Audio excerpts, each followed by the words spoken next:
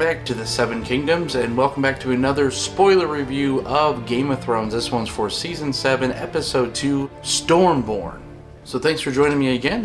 I'm Once in My Cups, and we're going to discuss an in-depth look of what was a fantastic episode of Game of Thrones. So like last week, this is not just going to be just an order of kind of like a retelling of the entire episode. We're just going to kind of jump from place to place and kind of, recap exactly what went on in those places. There's so many damn characters, it's hard to kind of keep it all in line. Plus, as I said, I'm in my cups. Oh, yeah. So we start off with a storm happening in the Stormlands at Dragonstone. Daenerys there with Varys, Tyrion, Missandei, and Grey Worm kind of plotting out what is the correct moves to kind of kick off her claiming the Iron Throne. A lot of pleasantries, and then those pleasantries kind of turn a little sour. So Daenerys kind of is the first person really besides like Littlefinger to kind of get up in Varys' face and really question where he's coming from, question his loyalties, question that if the chances arise or if he is not 100% backing whoever he's with at the time, is he just going to flee ship and kind of manipulate the system to get that person murdered? And that is actually a great question that she asked. Having powerful people around you like the Spider, Varys and Tyrion Lannister, these kind of cunning, very clever, men around. It's kind of important to set a tone with these people and just kind of say, hey, I know that you're with me now and I appreciate the help, but are you going to kind of jump ship as soon as we don't agree on something? So that was actually a nice scene. I really enjoyed that. That actually got interrupted by a house guest, and that house guest being Melisandre. Melisandre is there to kind of tell Daenerys that there is what she believes to be Azor Ahai, the one that will fight against the Night and the undead presence. Even though Daenerys is kind of focused on the Iron Throne at the moment, she tells her of a man named Jon Snow. So automatically Tyrion's ears kind of perk up. He kind of vouches for Jon Snow, and this is kind of an ongoing theme from Tyrion all episode. He was just kind of vouching for everyone. He was vouching for Varys. He's kind of putting his neck on the line for Jon Snow. So I hope that everything pans out, because Tyrion is really writing a lot of checks for people. So Daenerys agrees to send a raven to Winterfell to summon Jon Snow, and she is more than happy to kind of court with him if he does in fact bend the knee. And before we move on, we get a nice sexy time scene with Missandei and Grey Worm. I'm not going to ask about logistics. It just happened, and it seemed like they were really enjoying it. So, it's Game of Thrones, so boobs. So let's go over to Arya and the Riverlands. So she kind of goes back to that kind of that halfway point between Winterfell and King's Landing. She meets up with Hot Pie over a nice meal that young lad cooked. She finds out that Jon Snow is not only not dead, but he's also now the king in the north, just as Robb Stark was before he was murdered. So this kind of changes everything for her. And her and Jon, if you remember back in season 1, he's the one that gave her needle. They are always the ones that felt the closest with each other. That being Jon Snow was a bastard. Arya, even being full-blooded Stark, was always kind of the black sheep of the family. She decides to kind of turn course, kind of give up her checklist on Cersei at the moment, and head towards Winterfell. So on the way, as she's making camp, we get a lot of growls, and who shows up but Nymeria, one of the last remaining living direwolves. It's only her and Ghost at this point, and it looked kind of I thought, it's Game of Thrones, so for a second I'm like, are they really going to have Nymeria just bite Arya's head off? Like, that would be fitting. That would be so GOT, right? But no, it almost looked the opposite for a second. It looked like Nymeria was going to join up, and the Wolf Girl was just going to jump on the back of Nymeria, head over to Winterfell, and that was going to be awesome. It didn't happen that way. Nymeria kind of said, hey, without saying, I have a new pack. Peace out. I'm going to go run and hunt with my new guys. You're the one that threw the rock at my head. So I was, here's a little, book spoilers, which was kind of disappointing, and I wish they would have gone this route. So in the book, and like I said, huge book spoilers here. So if you don't want to know anything, kind of fast forward or read first before watching this. So that was the last time. You're being warned. I'm going to talk about the book a little bit. So in the book, not only Bran can warg into Summer or into his wolf or into other animals, but the Stark children kind of all have these wolf dreams, and they all kind of meet up in the Riverlands to hunt with Nymeria. They all are they think they're dreaming, but they're all warging into their direwolves and kind of meeting up and hunting together. And so I wish they would have kind of gone that route with Arya in the show a little bit. I wish she kind of would have, even at that moment, like even if they didn't explain anything, even if she kind of warged into or at least understood kind of Nymeria and they had this kind of inner dialogue, that would have been nice to hear, because the fact that the only one that could warg into things, the only one that's like a green seer is Bran, is a little disappointing, because all the Stark children can in the books. Now we're going to go to King's Landing. Jaime and Cersei are kind of running the smear campaign against Daenerys and her foreign invaders, that being the eunuchs of the Unsullied and Dothraki horde, even though they have Dorne on their side.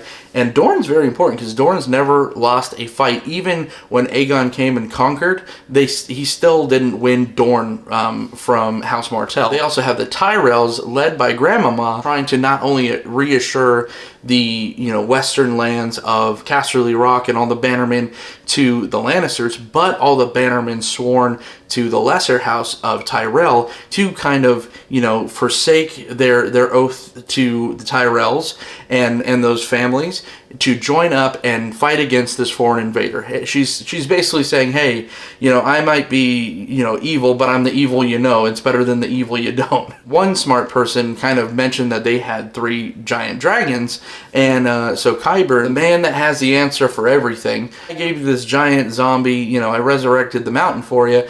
Come down to the basement, I want to show you something. Which I thought was pretty cool how it turned out. I was a little bit disappointed because it's Qyburn. I thought there was going to be some kind of weird mystic, science or some kind of... He is basically the Dr. Frankenstein of Westeros.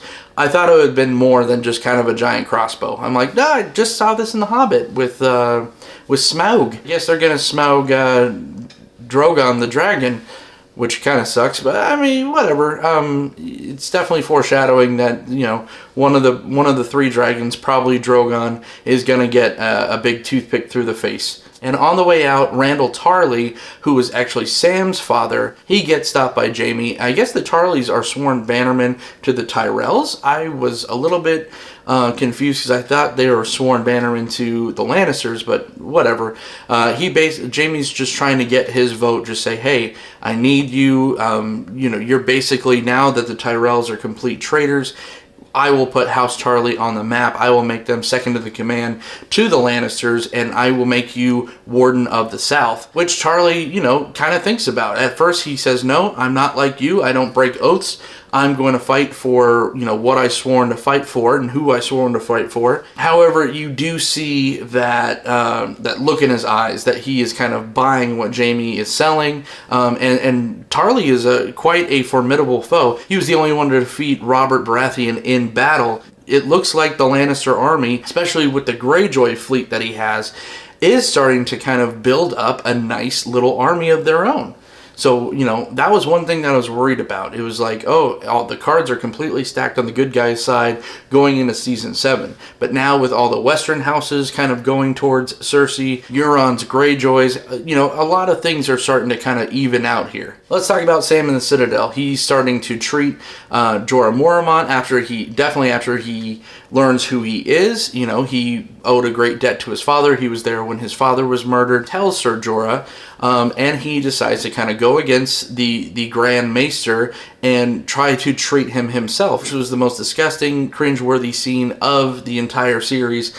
Just kind of picking scabs and stuff. That was like, oh. Yeah, Sam had gloves on, but I was just waiting for some kind of like piece of pus or decayed, infected flesh to kind of hit him right in the face.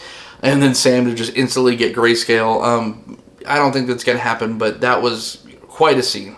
Plus, Sam also writes the Raven to send to Winterfell, to Jon specifically, to tell him about what he's learned about Dragonstone, and sitting on an entire mountain full of dragon glass so they could go and mine it. So this episode is a lot of Jon getting mail. His inbox was full. First he gets the raven from Daenerys asking him to come down and bend the knee and recognize her as the true ruler of the Seven Kingdoms. He really doesn't have a problem with that. It's Sansa that basically says, look what happened the last time Starks went south, go meet up with Targaryens. Well, you know, their grandfather and their uncle got murdered. Not to mention Ned going down as the Hand of the King, murdered by Joffrey Baratheon. Not to mention Robb and Catelyn Stark, who thought they were okay going to the twins, and, you know, little did we know that they had that turn and the Red Wedding happened. So a lot of this kind of going down under, you know, nice pretenses to kind of hold court is always ended up poorly for the Starks. But after learning from Sam's note that Dragonstone is sitting on top of a just mountain of dragon glass, he decides to go against all the other Northern Lords and say, hey, I am King of the North, but I need to go do this. I never wanted to be that, but I'm going to defend the North like I should. I need to go down and talk to Daenerys. She's got dragons. She's got dragon glass. What else do we need? Sansa just keeps piping up until Jon just says, hey, listen, you're a Stark. You're going to take care of the place while I'm gone. Please don't fuck it up like last time. Well, you know, that always spells disaster, but we'll see what happens in the coming episodes. Jon goes downstairs to go say goodbye to Ned's sarcophagus when Littlefinger kind of creeps up, starts talking to him. He doesn't even really say much. He just kind of says something like he loves, you know, Sansa as much as Catelyn. Jon takes huge offense to this, kind of slams Littlefinger up against the wall and almost chokes him to death. You know, after what happened with her with Ramsay, Jon is not very keen to let any person like that, you know, come close to her again or leave her with anyone. That's why I didn't understand why he just didn't take Littlefinger. Maybe the Knights of the Vale would go with Littlefinger, but I mean, I still wouldn't leave Lord Baelish there with my sister. Or anyone's sister. So that's going to be very exciting for the next episode. We're finally, I think, going to see Jon Snow meet Daenerys for the first time. It's going to be really nice to see that first interaction. And the grand finale. So, during the small council at the beginning of the episode, Tyrion kind of, you know, lays it all out on the table about how they proceed to take the Seven Kingdoms without just burning it to the ground with dragon fire. Basically, they want to use the Tyrell army and the Martell army to go take King's Landing, to go take the capital away from Cersei.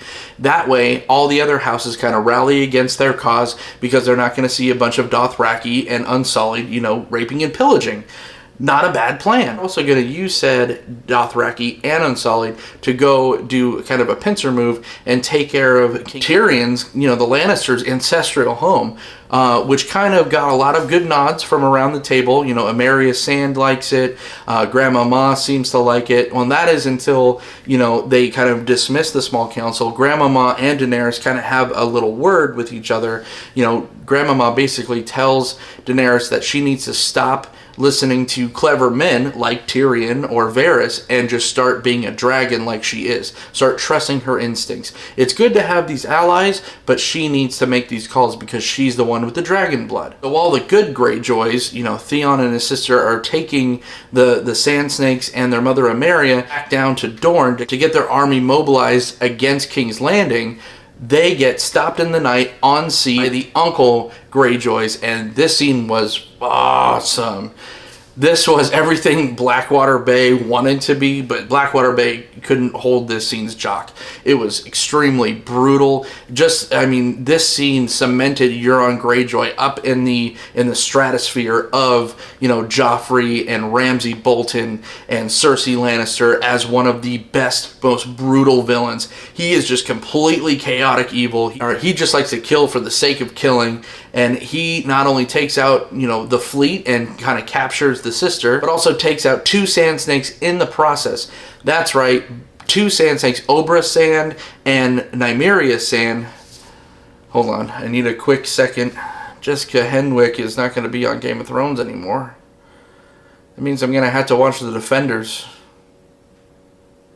Yeah, I'm a big Jessica Henwick fan, and to see her kind of dangling off the front of the ship was quite sad, but kind of a cool thing. And it looks like the youngest Sand Snake, Tyene or something, and the mom get captured. They're going to be nice bargaining chips for Cersei. Even sadder to see the Sand Snakes get killed because to be honest, who gives a fuck about the Sand Snakes? We get to see Reek come back. Poor Theon is still, still suffering from the worst PTSD syndrome ever. Or Euron has